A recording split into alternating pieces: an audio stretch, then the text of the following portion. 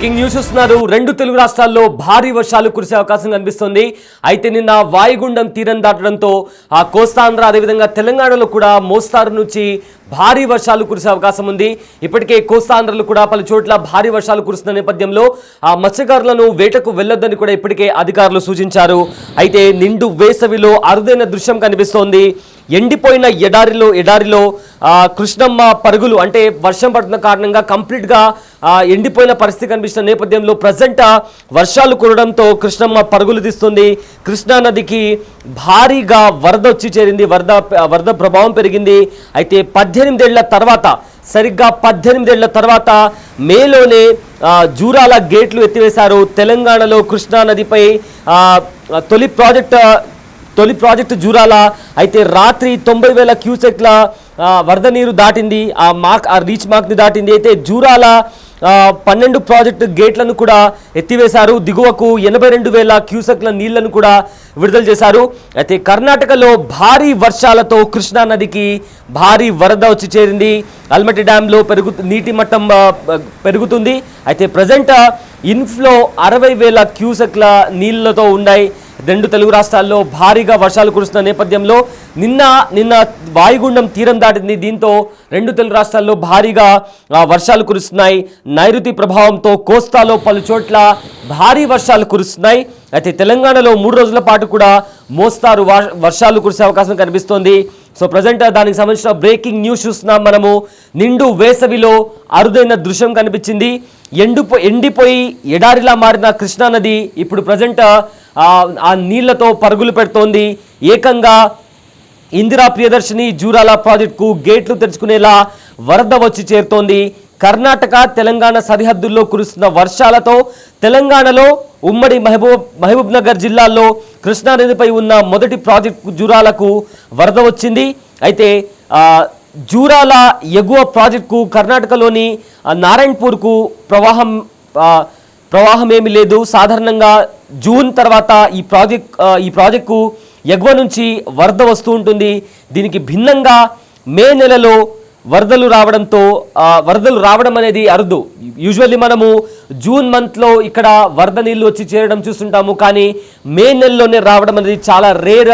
ఇంతకుముందు 18 ఏళ్ల ముందు ఇలాంటి ఒక దృశ్యం కనిపించింది. ఇప్పుడు ప్రజెంట్ సేమ్ అలాంటి దృశ్యమే కనిపిస్తుంది. ఈ ఏడాది నైరుతి ఋతుపవనాలు ముందుగా రావడంతో కృష్ణానదిలో ప్రవాహం పెరిగింది. 16వ తేదీ నుంచి కొంచెం ప్రారంభమైన ప్రవాహం గురువారం రాత్రికి 90,000 క్యూసెక్లకు చేరింది. దీంతో ప్రాజెక్టుకు 12 గేట్లు తెరిచి 82,000 క్యూసెక్లను దిగువకు విడుదల చేస్తున్నారు. జూరాల ప్రాజెక్టుకు వద్ద 2 విద్యుత్ యూనిట్లు, దిగువ జూరాల విద్యుత్ కేంద్రంలో 1 యూనిట్ ద్వారా జల విద్యుత్ ఉత్పత్తిని ప్రారంభించారు. జూరాల పూర్తి స్థాయి నిల్వ సామర్థ్యం 9.65 టీఎంసీలు, అంటే 1045 అడుగులు.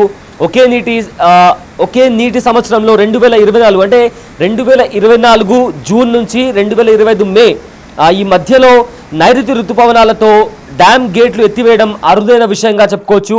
అయితే మరోవైపు ఈ ఏడాది ప్రాజెక్టులో నీటి మట్టం పడిపోయి తాగునీటికి ముప్పు వచ్చే ప్రమాదాన్ని గమనించి 5 టీఎంసీ విడుదల చేయాలని కూడా కర్ణాటకకు తెలంగాణ కోరగా ఆ రాష్ట్ర ప్రభుత్వం 1 టీఎంసీనే విడుదల చేసింది.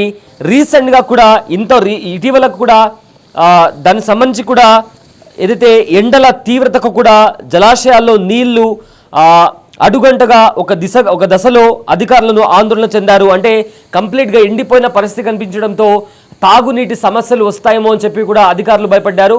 అయితే ఇదే అంశానికి సంబంధించిన మరింత సమాచారం మా ప్రతినిధి అందిస్తారు. మండు వేసవిలో ఉమ్మడి పాలమూరు జిల్లా వరప్రదాయని జూరాల ప్రాజెక్టుకు వరద నీరు వచ్చి చేరుతుంది.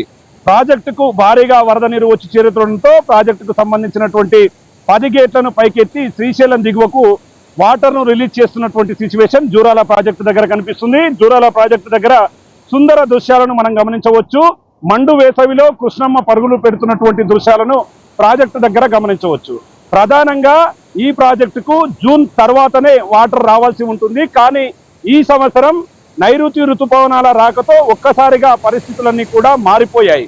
ఒకే నీటి సంవత్సరంలో జూరాల ప్రాజెక్టు దగ్గర గేట్లను తెరవడం 18 సంవత్సరాల తర్వాత ఇదే తొలిసారి అని చెప్పి కూడా అధికారులు చెబుతున్నారు.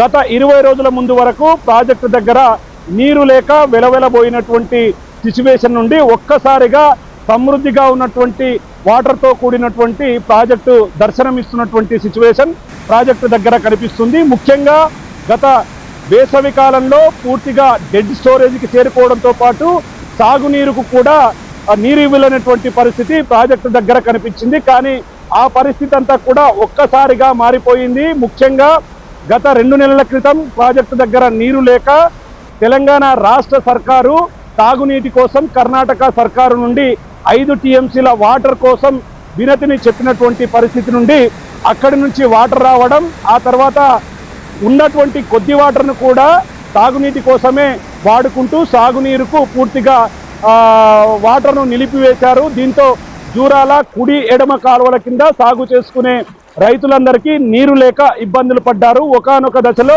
ప్రాజెక్టు పైకి రైతులు చేరుకొని సాగునీరు కోసం వాటర్ ఇవ్వాలంటూ కూడా ఆందోళన వ్యక్తం చేశారు. కానీ అలాంటి సిచ్యువేషన్ లేకపోవడంతో తాగునీటి కోసం మాత్రమే వాటర్ను తీసుకొని విధంగా అధికారులు చర్యలు ప్లాన్ చేస్తున్న సమయంలో దేశంలో నైరుతి ఋతుపవనాల రాక ఈ పరిస్థితిని ఒక్కసారిగా మార్చివేసిందనే చెప్పవచ్చు.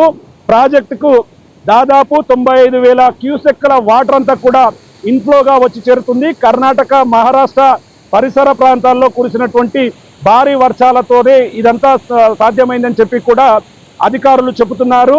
ప్రాజెక్టు దగ్గర మరి విజువల్స్ను చూస్తే ఇప్పటికే కృష్ణమ్మ పరుగులు పెడుతూ శ్రీశైలం దిగువకు వెళుతుంది.